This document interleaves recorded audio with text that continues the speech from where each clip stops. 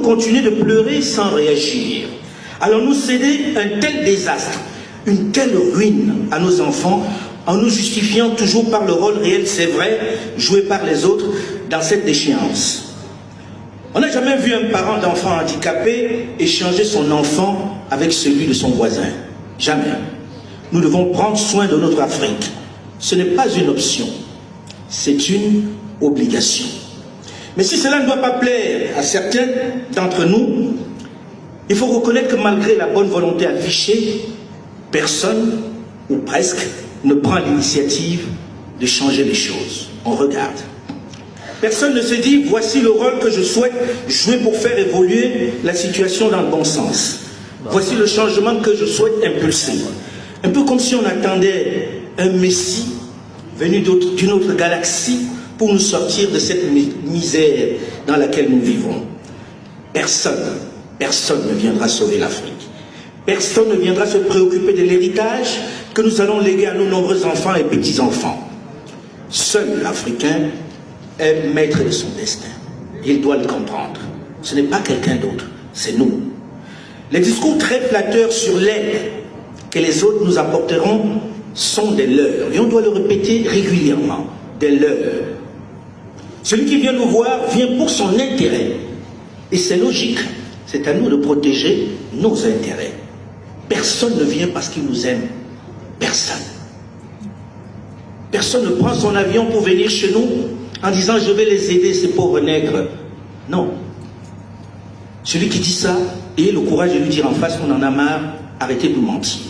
Vous venez pour quelque chose et qui vous dise clairement ce pourquoi il est venu. Et en même temps, personne ne désignera le Messie ou le leader qui sauvera notre continent. Chaque jour, nous attendons ce Messie, comme dans une certaine religion. Personne ne va nommer un Messie. Et c'est devant ce constat qu'avec des Africains amoureux de leur continent, désireux de changer les choses en profondeur, d'en finir avec le goutte à goutte qui entretient la maladie, qu'est né Mansa, que nous venons vous présenter aujourd'hui. Bonjour et merci d'être là, à la fois dans cette majestueuse salle de l'hôtel 2 février de Lomé et en direct sur plusieurs chaînes panafricaines et sur nos différentes plateformes Mansa. Nous sommes en direct live, comme aiment dire mes enfants. Je veux tout de suite lever une équivoque, faire sauter une ambiguïté. Je sais qu'il y en a beaucoup qui l'attendent. Je veux tout de suite faire sauter cette ambiguïté, une des informations que j'ai beaucoup écoutées et lues ces derniers jours. Comme ça, une fois pour toutes, ce sera réglé, soldé. J'ai beaucoup entendu depuis ma décision de quitter RFI il y a quelques jours que Mansa, c'est l'affaire d'Alain Foka.